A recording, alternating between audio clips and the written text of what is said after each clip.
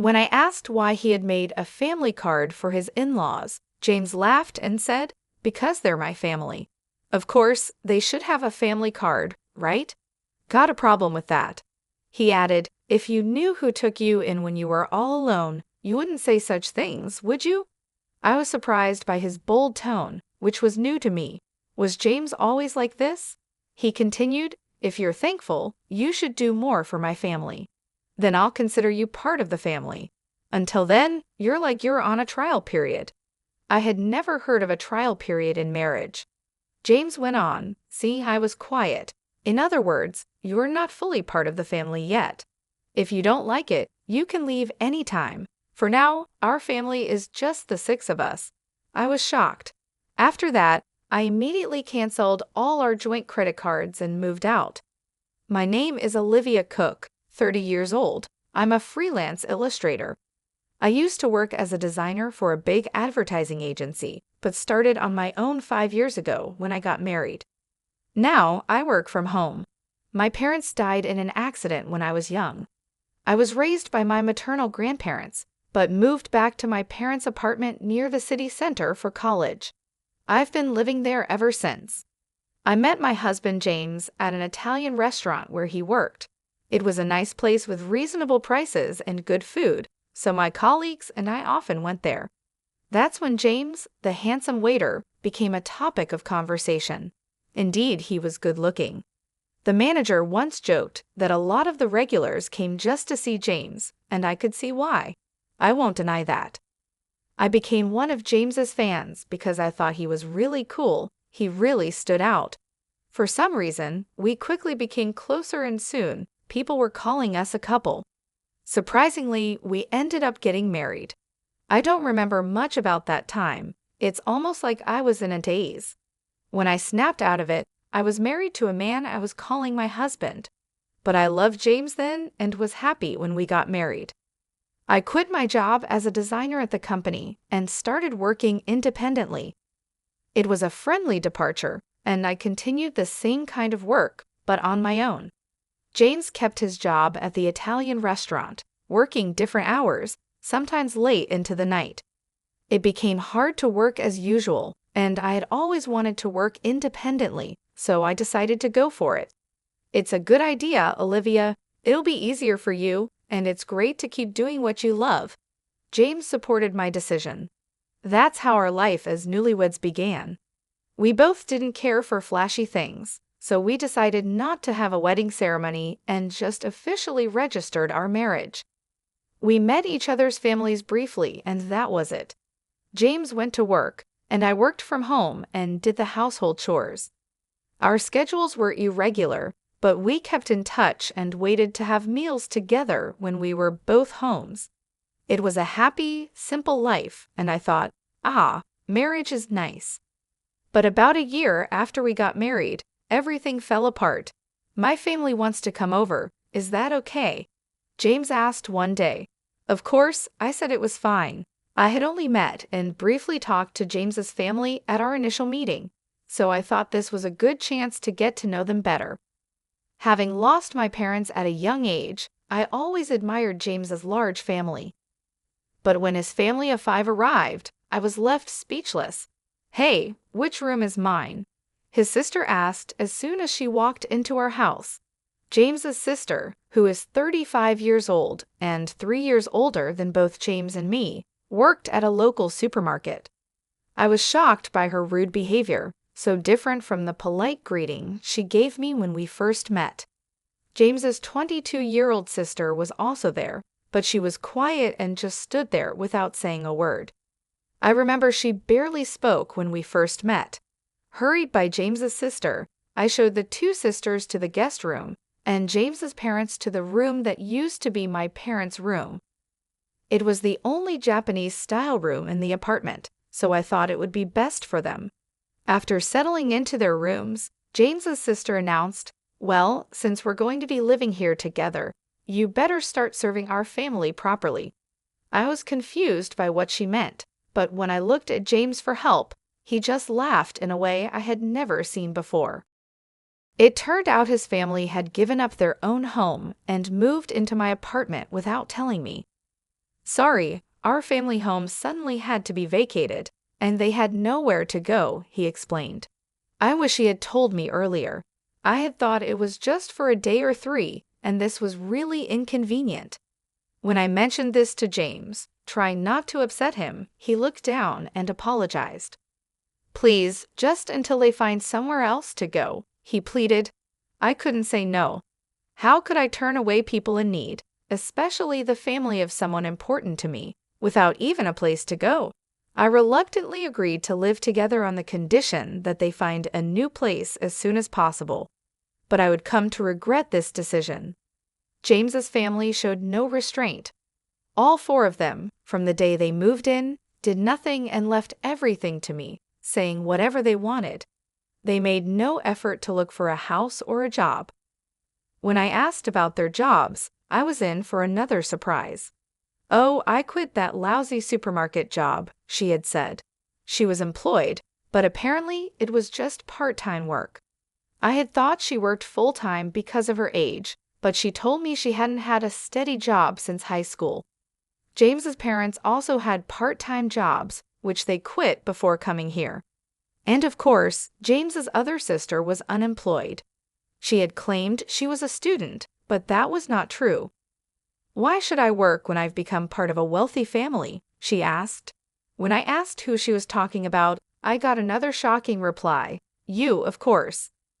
You got a big settlement and insurance money from your parents' accident, and you don't even have a mortgage on this apartment.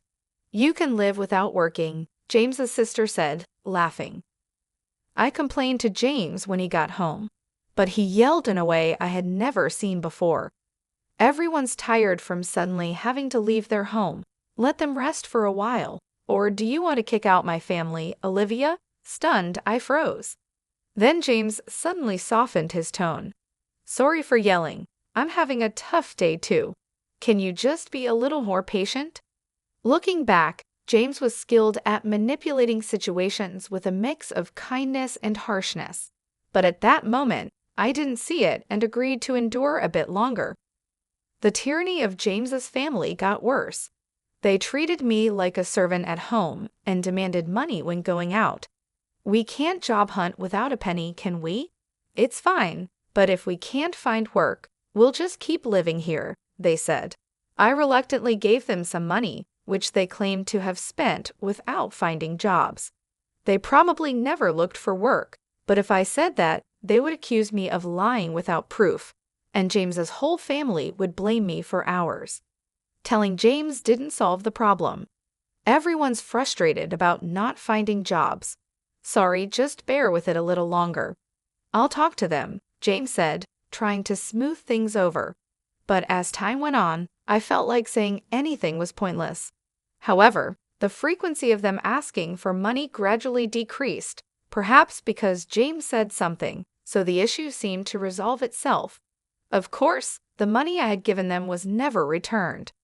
Then, after about 2 months of living this way, I noticed something alarming. Why is the credit card bill so high? Could it be unauthorized use?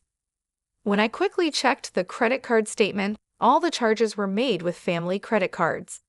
The purchases included food, drinks, books, games, and even expensive brand bags and clothes. Each item was labeled with a number from 1 to 6, showing that 6 family credit cards had been issued.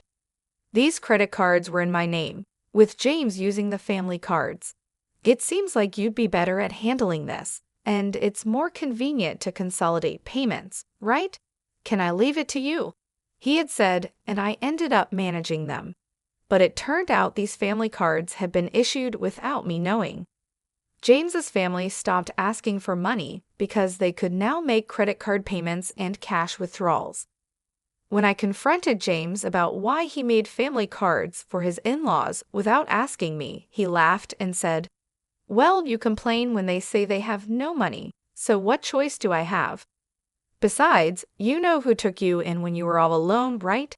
Can you really say such things to the important family of your benefactor?" I was stunned into silence by his bold tone, unlike anything I had heard before. Was James always like this? If you're grateful, you should serve my family more. Then I'll acknowledge you as family too. Until then, consider it like you're on a trial period, he continued. I had never heard of a trial period in marriage. Seeing my silence, James pressed further. This means you're not yet an official family member. If you don't like it, you can leave anytime. Right now, it's just the 5 of us in our family. Useless parasites, get out. That's when I realized James's true nature. I felt as if all the blood had drained from my body. Shocked, I considered divorcing James. In fact, I began to wonder why I had married James in the first place. Initially, I just thought he was a handsome guy, like the other girls. I was just excited about him being handsome, without any particular reason. Then one time, when I went to the restroom, James approached me. You seem different from other people, Olivia. I don't know, kind of mystical. Sorry, it's not something I should say to a customer. I was surprised but kept listening, and I gradually started to pay more attention to James. Maybe that was his plan to make me like him. When I think about it calmly, it makes sense. I remember once when James came to our table for small talk. A colleague jokingly said I was a wealthy lady living alone in a condo. It was right after that he started talking to me, probably because he was interested in my wealth and the condo. Honestly, James wasn't really my type. To put it nicely, he was modern. To put it bluntly, he seemed a bit frivolous. I liked mature men who spoke quietly and seriously, but somehow I ended up falling for James. I always found that strange since James was the typical handsome guy, and it must have been easy for him to charm a woman, especially someone like me who was new to the workforce and not used to men. I fell for his tactics and ended up marrying him. This thought made me feel so frustrated and embarrassed. I felt like destroying everything in the house, but I wasn't foolish enough to act on that impulse. Instead, I decided to get revenge. To do that, I needed to endure this life a little longer. Just like James manipulated me, I planned to control his entire family. The condo we live in was bought by my father with a mortgage soon after I was born. It wasn't very expensive back then, but the area developed rapidly with a new shopping center nearby, and now it's considered a luxury condo. My parents, hoping for more children, bought a spacious condo. That's why there's enough room, even with James's family moving in. But even with its decent size, having James's family around is a nuisance for me, especially working from home. I'm enduring this only for the sake of revenge. As James's sister said, there's no mortgage payment for this condo. When I was 4, both of my parents died in a car accident. They were coming back from my paternal grandfather's funeral when they collided with a speeding car on the freeway. That day, I was supposed to go with my parents, but I caught the flu that was going around and had a high fever. So my maternal grandparents came to the condo where we lived with my parents to take care of me, leaving me as the only one who survived. The mortgage payments were covered by the group credit life insurance, so the only housing costs I pay are the management fees and property taxes. James, seeing the amount, said he would contribute just a bit more than that to our household expenses. There's no mortgage, so if I put in that much, we should manage with Olivia's income, right? We'll each use our own earnings for personal expenses. Sounds good, doesn't it? I agreed, thinking maybe he was right. Until then, I had been paying for everything by myself, so I thought his contribution would lighten my load. Looking back, it was foolish, but at the time, I was blinded by my love for James and just went along with whatever he said. James probably thinks he's the head of the household and the one supporting me, which is why he can so easily call me a parasite. But in reality, it's different. I pay for most of the expenses like utilities, food, social expenses, and entertainment. And now, 5 real parasites had been added to my household, making it impossible to manage with just that amount. I wanted to get rid of them as soon as possible, but I pretended not to notice and endured. I gritted my teeth and let James's family freely shop, reminding myself that I'll be the one laughing in the end. Then, 5 months after deciding to divorce, The day to act finally came. I'm tired. Please decide, it's either me or your family, I told James, presenting him with a final decision. He was surprised, but I continued without concern. None of your family members lift a finger to help around the house. They just dump all their chores on me. You know I work from home. I'm not just playing around. Yet they treat me like a freeloader and tell me to know my place since you're supporting me. I've had enough, I cried. I confronted James. He smirked at me and said, "Then you should leave. Didn't I tell you before? You're not really part of this family yet. Giving up like this means you didn't earn your place in the family." I acted shocked as I looked at him. What are you surprised about? If you can't live with my family, then you're the one who has to leave. Oh, and since I'm not at fault, I'll take this apartment as alimony, and I'll take half of your savings as part of the property division. Ah, so that was his plan all along. That's why his whole family kept harassing me, trying to drive me out. I knew it, but hearing it said outright was still a shock. It was someone I once loved and even married, but thanks to this, I made up my mind. Fine, I said, deciding to divorce James. But this condo is mine, and I'm not at fault either. What did you say the reason for the divorce is? You allowing your family to live with us without asking me and your family ignoring me, I said firmly to James. He seemed shocked that I outright rejected his proposal, not expecting such a response. It made sense, as I had always complied with his demands since our marriage. Thinking back on it made me angry. I don't want to spend another second with you all, so I'll leave now, but you should also prepare to leave. It's a joke, right? This is our home. We won't leave. Ever heard of residential rights? You can't just force people out who live here, James shouted. Ignoring his ranting, I left the house and went to my grandparents' place. I explained everything and asked if I could stay until things were settled. My grandparents were shocked to learn what I had gone through and scolded me for not consulting them earlier. With tears in their eyes, I apologized. "Grandma, Grandpa, I'm sorry for worrying you, but I'll be okay now. I might look fragile, but I'm not really," I said, forcing a laugh with tears in my eyes. The day after I left the apartment, James contacted me right away. "Hey, what's this all about?" "What are you referring to?" I asked, about the certified mail. I was impressed by how quickly things were moving. I had handed the divorce proceedings over to a lawyer, and when I told them yesterday that I was leaving the house, they arranged for everything to be sorted out today. "I'm not paying any alimony, and I'm not leaving the condo," James declared.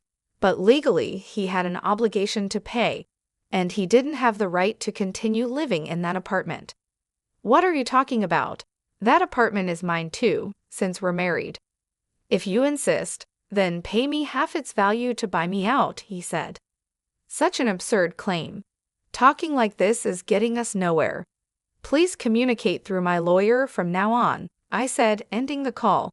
I knew he would probably call again tomorrow, but I had no desire to talk any more that day. As expected, he called the next morning. "Hey, what's this all about?" He repeated the same line as yesterday, showing no creativity. "What are you referring to?" "The card's not working." "What did you do?" "What I did was cancel it. That card was mine, and you were just using the family card, remember?" Indeed, before leaving the house, I had switched all the contracts from that card to another and canceled it. Of course, the family cards would stop working when I canceled mine. I was the one paying for it. "Yes, you paid the apartment's management fee and property taxes, just for the first 4 months. It's not much, but I can deduct that from the alimony if you like," I mocked him. I heard some indistinct shouting from the other end of the phone. That's right, James only paid the agreed amount for just 4 months. He made various excuses about the store and whatnot, always finding a reason to ask me to wait, but then he stopped paying altogether.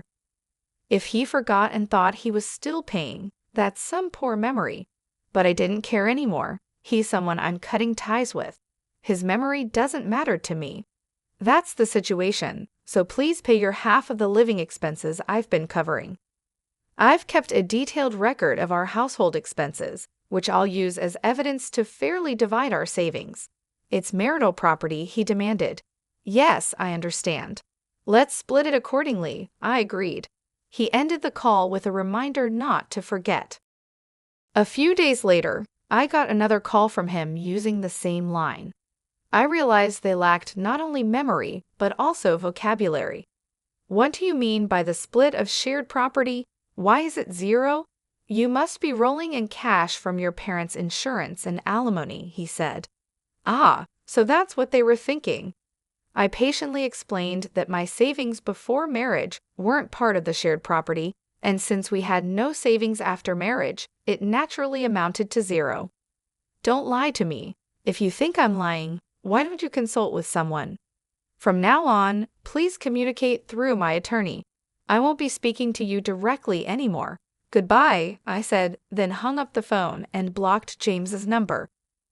1 month after I left the house, James and his family finally moved out of the apartment.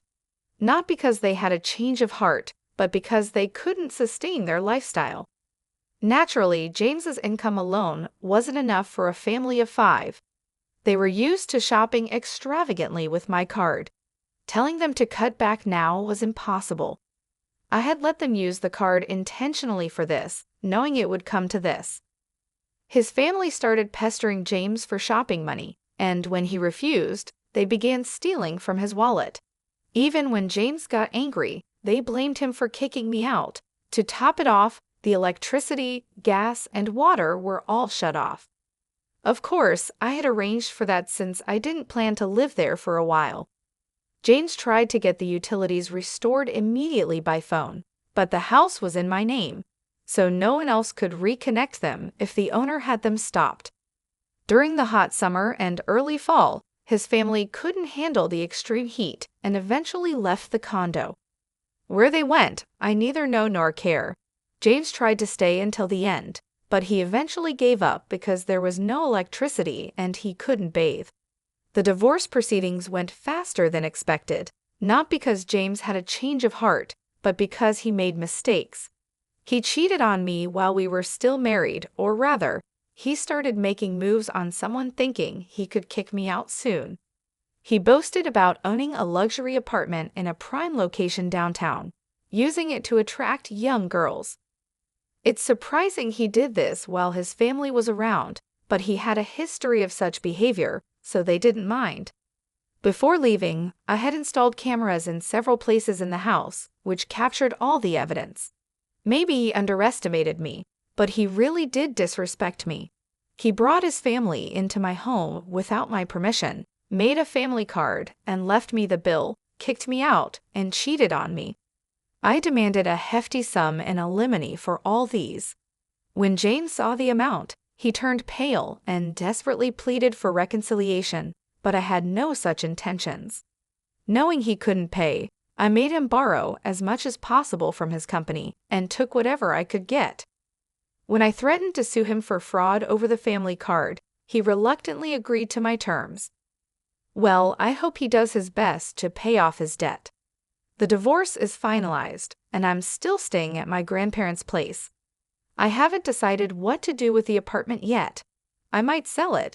I treasured it because my parents left it to me, but since they passed away when I was very young, and I have no memories of them, plus all this has happened, I think they'd understand if I let it go. My work as an illustrator is picking up. I might live alone again, but it's a good time for that. I can work just fine staying at my grandparents'. I'll depend on them a little longer, then move forward with strength. Next time, I won't be fooled by a man who's only good-looking. I hope to find a partner I can share my life with.